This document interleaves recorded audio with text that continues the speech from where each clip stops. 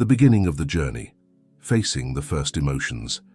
I remember it as if it were yesterday. It was a Sunday morning when Sarah left us. The breakfast I always prepared for both of us was left half-finished that day. Her coffee mug, still in the cupboard, seemed to scream her absence. In the first few days, I found myself calling out to her, forgetting for a moment that she was no longer there to answer. The emotions I felt were like waves, sometimes calm, other times stormy. There were days when I woke up thinking it was all just a bad dream, until I looked at her side of the bed neatly made and empty. At other times, anger appeared. Why did she leave me alone? Soon after came guilt for feeling angry, and then the tears returned. The first few months were especially difficult. I remember spending hours looking at our old photos, reliving every moment. There was that photo from our wedding in 1975 when we were young and full of dreams. Photos of the trips we took together, of our children's births, of family parties. Each image brought an avalanche of different emotions. Our 48-year routine was marked in every corner of the house. Her side of the wardrobe, with her clothes still fragrant, the recipe notebook in the kitchen with her neat handwriting, even the TV remote on her side of the sofa. Everything seemed untouchable, as if moving them meant accepting that she was really gone. I realized there is no right way to feel loss. Right. Sometimes I laughed remembering our funny stories, like when we tried to make a garden in the backyard and ended up planting everything wrong. Soon after, I cried because I couldn't create new memories with her.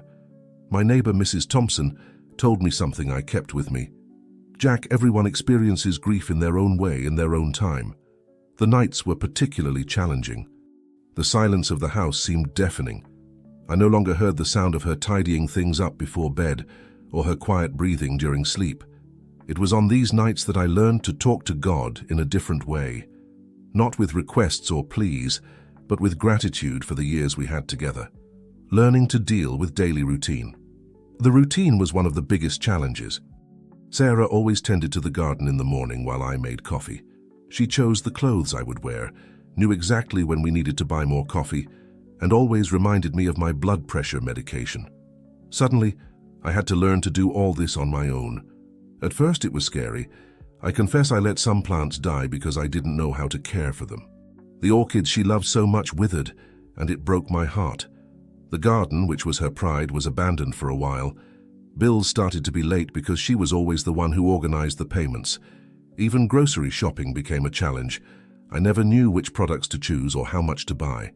But little by little I started learning. I created a small notebook where I wrote down everything. Medication schedules, shopping days, even the simple recipes Sarah used to make. It was my way of keeping a bit of her with me while learning to manage on my own. I started researching gardening on the internet. My grandson taught me how to use YouTube, and gradually some plants started to bloom again. The kitchen, which was previously her territory, became my new challenge. The first attempts were disastrous.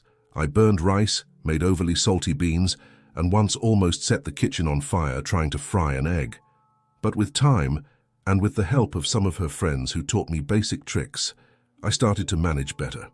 Today I can make a decent meal, although nothing compares to Sarah's cooking. Organizing household chores was also a learning experience. Sarah had a system for everything: which day to do laundry, which day to clean the bathrooms, when to change the sheets. I had to create my own system adapted to my capabilities. I discovered that setting alarms on my cell phone helps remember important tasks, and making lists simplifies organization. One of the hardest things was dealing with paperwork, bills, documents, bank statements. Sarah always took care of that part. I needed my children's help to organize everything at first, but gradually I learned. Today I keep a folder with everything organized by date, as she did, and I even learned to use the bank app on my phone. The importance of support and not being alone. One of the most valuable lessons I learned was about the importance of not being alone. At first I wanted to isolate myself. I refused invitations, didn't answer phone calls. I thought no one would understand my pain. I spent entire days inside the house, sometimes without even opening the curtains. The world out there seemed too scary without Sarah by my side. My daughter Amy was persistent. She came to visit me every day after work, even when I said she didn't need to. At first, I barely talked, but she kept coming. She brought her young son, who with his childish innocence managed to draw some smiles from me. Gradually, I began to look forward to these visits. It was Amy who convinced me to join the senior citizen group at the community center. I remember the first day, how nervous and resistant I was. But there I met Mr. Anderson, who had also lost his wife 2 years ago. Talking to him and others in the group, I realized I wasn't alone in my pain. Everyone had their story, their strategies for moving forward. In the group, we did various activities, crafts, exercises, card games, choir. At first, I participated more because of Amy's insistence than my own will. But gradually, I began to get more involved. The choir especially became a therapy. Singing those old songs, some that Sarah loved, brought a mix of longing and comfort. I also started attending a support group for people who lost their partners. There, I could speak openly about my feelings, fears, and anxieties. It was comforting to hear other people sharing similar experiences. I learned different ways to deal with longing and strategies for the most difficult moments. The neighbors were also fundamental in this process. Mrs. Thompson, our neighbor for 30 years, started calling me over for coffee every afternoon. Mr. Johnson, from across the street, invited me to watch football, small gestures that made a big difference in my routine. Finding new meaning in life over time, I discovered that I needed to find new purposes. Life couldn't just be about missing Sarah. I started by participating in craft classes at the community center, something I never imagined doing before. Sarah had always been the artist in the house, but I discovered that I also have a knack for handicrafts. My first project was a wooden box to keep the letters Sarah wrote to me when we were dating. It was therapeutic work, each piece sanded and painted with care, thinking of her. Then I started making small wooden toys to donate to children at the local orphanage. Seeing the children's smiles when receiving the toys brought a new kind of joy to my life. I also discovered the pleasure of reading, something I never had much time to explore before. I started with simple books, but soon I was immersed in novels and biographies. The public library became one of my favorite places. There I met Mrs. Baker, a lady widowed for 10 years, who introduced me to the book club. Now we meet monthly to discuss our readings. The garden, which saddened me so much at first, became my special project. Deciding to take care of it was a way to keep Sarah alive in my memory. I learned about each plant, its cycles, needs. The orchids bloomed again, and when I see a new flower, I feel as if it were a gift from her. I started taking walks every morning with my group of neighborhood friends. At first, it was just 2 laps around the block. Today, we can do the entire park. During these walks, we talk about everything: politics, family, recipes, and yes, about the people we've lost. But we also laugh a lot, make plans, share dreams. I learned to cook simple dishes and even make homemade bread that my grandchildren love. Actually, the kitchen has become a place of experimentation and discovery. I no longer try to imitate Sarah's recipes. I make my own versions with my own seasoning. It's a different way of creating memories with the family. One of the most surprising discoveries was the pleasure of teaching. At the community center, I started giving basic math classes to other seniors. Using my knowledge as a former math teacher to help others has been very rewarding. Seeing someone understand how to make a budget or calculate discounts makes me feel useful and valued. The relationship with children. Finding balance. At first, my children wanted me to move in with them. Amy insisted that I should live with her. Robert wanted me to sell the house and move to an apartment closer to him. I understand it was their way of showing concern, but I had to be firm in my decision to stay in my house, where I built so many memories with Sarah. The discussions were intense at the beginning. They worried about my safety, about loneliness, about my ability to take care of the house. Robert even made a list of all the accidents that could happen to me living alone. Amy cried every time she left, fearing to leave me alone. It was a difficult period for all of us, but gradually we found a balance. We established a routine that works for everyone: family lunch on Sundays, daily calls to check on me, and visits during the week. We installed security cameras to make them feel more at ease, and I have an emergency button I can press if I need help. I maintain my independence responsibly. I still drive, but only during the day and on familiar routes. I do my own shopping, but accept help when the bags are too heavy. I take care of the house with the help of Mrs. Wilson, who comes once a week for the heavier cleaning. I learned to use WhatsApp to communicate better with them. Now I'm part of the family group, where we share photos, news, and arrange our meetings. Sometimes I make video calls with the grandchildren, which reduces the distance and everyone's concern. The grandchildren have been a special source of joy. With them, I learn about technology, current music, and gain a different perspective on life. In return, I tell stories about their grandmother, about how life was in the old days, and share the recipes I learned to make. It's a rich exchange that benefits everyone. On new relationships. Many well-meaning friends started suggesting that I should meet new people. "Jack, you're still young," they'd say. "Sarah would want you to be happy." I even attended a senior dance where I met Mrs. Davis, a very pleasant lady. We danced a few songs, talked about our deceased partners, exchanged stories, but I realized I wasn't ready for a new relationship. Comparisons with Sarah were inevitable, and that wouldn't be fair to anyone. Every gesture, every word from another person I compared to her. The different perfume, the way of speaking, of moving, everything reminded me that it wasn't her. In the support group, I met people who found new partners and are happy. Mr. Thompson, for example, remarried after 5 years of widowhood and says it's possible to love again in a different way.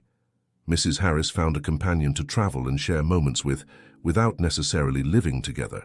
Each one found their own path. I learned that there's no rush or obligation to find a new love. If it happens naturally one day, great. If it doesn't happen, that's fine too. The important thing is to be at peace with this decision and not let others pressure you.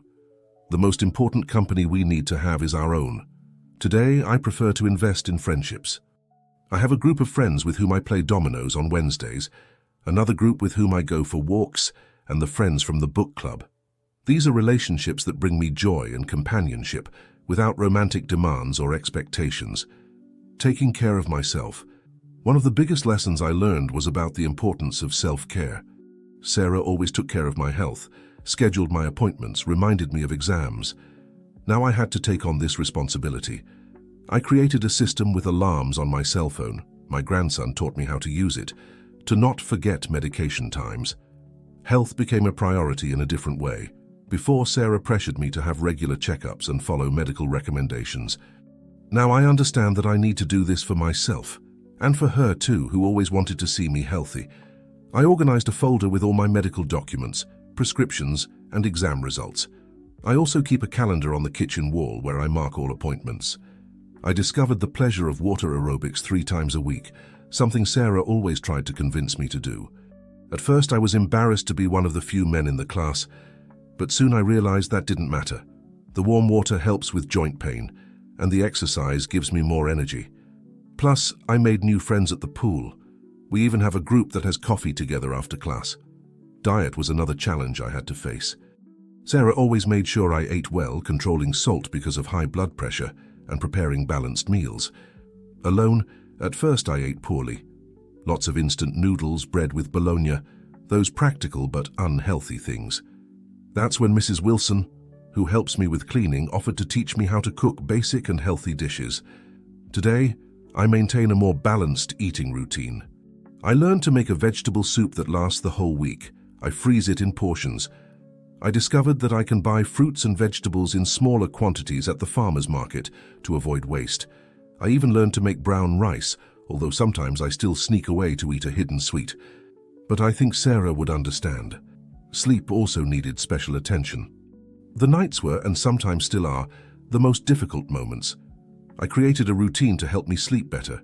I drink chamomile tea after dinner, read a little, and go to bed always at the same time. On days when insomnia appears, I have a battery-powered radio by the bed. Listening to soft classical music calms me down. Personal hygiene and appearance are also part of self-care.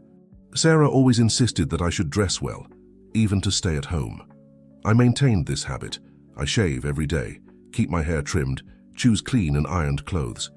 This helps me maintain dignity and self-love, even on the most difficult days. Keeping memories alive in a healthy way. One of the most important parts of this journey was learning to keep Sarah's memories alive in a way that didn't prevent me from moving forward. At first, I kept everything exactly as she left it. Her clothes in the wardrobe, her creams in the bathroom. Even her hairbrush remained in the same place. With time and with the help of the support group, I understood that I needed to find a balance. I created a Sarah's Corner at home, a small table in the living room with some photos of us, special objects that were hers, like her favorite rosary and engagement ring. There I always keep fresh flowers as she liked. It's a place where I can connect with her when the longing gets strong, without turning the whole house into a museum of memories. With the help of the children, we organized her clothes and belongings. I kept some special pieces with care, others we donated to people in need. It was a painful process, but also therapeutic. Each piece brought a memory, a story that I shared with the children. They loved hearing about the dress she wore on our first date, or about the scarf I bought for her on our silver wedding anniversary trip. Looking to the future with hope today, after 3 years without Sarah, I can say that life has gained new colors. They're not the same colors as before. They're different shades, softer perhaps, but still beautiful in their own way. The pain doesn't completely disappear, but we learn to live with it in a different way. The memories that once brought only sadness now also bring smiles. I learned that it's possible to be happy again in a different way. When I do something new or learn a new skill, I imagine Sarah saying, "See, Jack, you did it." I know she would be proud to see me moving forward, taking care of myself and our family. Life in old age after losing a partner is a daily challenge, but it can also be a journey of discovery. Each day brings a new opportunity for growth, learning, connecting with others. To conclude, I'd like to leave some advice I learned on this journey. Allow yourself to feel all emotions. There's no right or wrong in grieving. Don't rush to get over it. Everyone has their own time.